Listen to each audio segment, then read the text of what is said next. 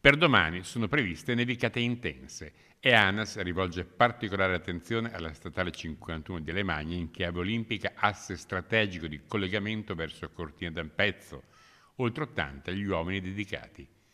Per le attività di prevenzione antighiaccio e sgombroneve, in provincia complessivamente saranno impegnati 130 operatori con 85 mezzi, tra spazzaneve, spargisale, pale con vomere, frese e trattori con lama. Di questi 45 sono dislocati lungo la statale 51, tra Passo Cimabianca e Longarone, mentre a Cortina 3 mezzi assicurano un presidio continuativo. Dall'inizio della stagione invernale sono già stati impiegate 1850 tonnellate di cloruro di sodio, di cui 1000 lungo la sola statale 51.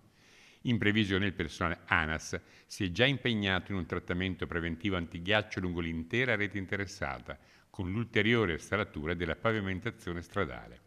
Durante le nevicate l'azione di spazzaneve e spargistrale sarà continua per tutta la durata dell'evento, con sgombero della neve mediante frese non appena terminate le precipitazioni.